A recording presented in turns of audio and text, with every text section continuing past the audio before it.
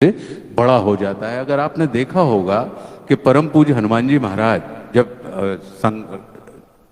सुंदरकांड की जहां शुरुआत होती है तो हनुमान जी महाराज जब पहुंचे कि पता लगा कि नहीं भैया जामवंत के वचन सुहाए सुनी हनुमंत हृदय अति भाए, वहां से शुरू होता है सुंदरकांड। तो सामने 100 योजन समुद्र फैला हुआ था। अब इस समुद्र के पार कैसे जाया जाए? तो किसी ने कहा कि साहब हम जा तो सकते हैं लेकिन आ नहीं सकते।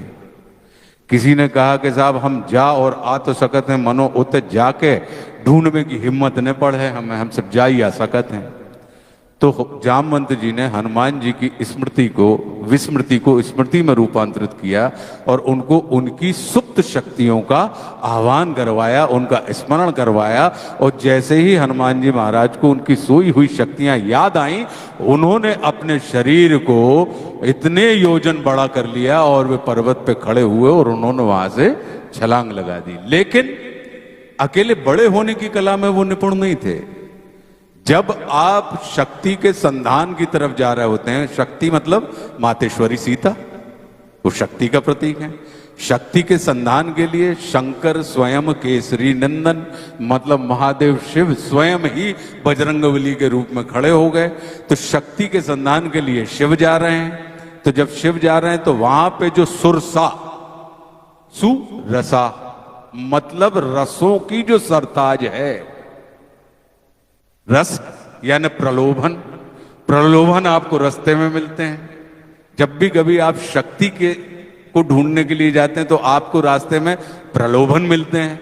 और प्रलोभन की एक प्रकृति होती है कि प्रलोभन हमेशा बड़े आकार की तरफ आकर्षित होता है। तो उन्होंने की कि ज्यों ज्यों सुरसा बदन बढ़ावा तासु रूप कभी दून दिखावा की बात आई कि जैसे जैसे सुरसा प्रलोभन उस शक्ति पुंज यानी हनुमान जी महाराज को अपनी तरफ आकर्षित करने के लिए प्रलोभन अपने रूप बढ़ाते चले गए, वैसे वैसे हनुमान जी महाराज भी अपने स्वरूप को यानी पुरुषार्थ को बढ़ाते चले गए। क्योंकि सुंदरकांड क्या है? पराक्रम, पुरुषार्थ, प्रवीणता, इस सब की दास्तान है। वैसे वैसे बढ़ाते चलेगा। और प्रलोभन की एक प्रकृति होती है जिसको हनुमान जी महाराज जानते थे कि प्रलोभन बढ़ तो सकता है लेकिन कम नहीं हो सकता।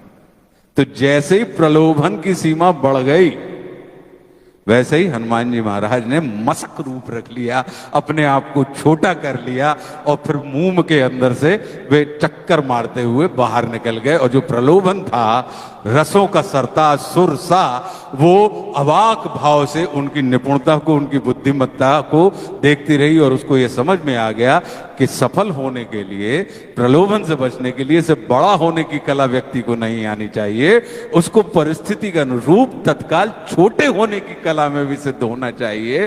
तो जब ये निपुणता आपके अंदर आती है तो आप ये विश्वास रखिए कि हम और आप फिर उस तमाम चीज तक पहुंच जाते हैं जो हमारी इच्छित आवश्यकताएं होती हैं। तो मैं अपने जीवन में इसी सूत्र का पालन करता हूं।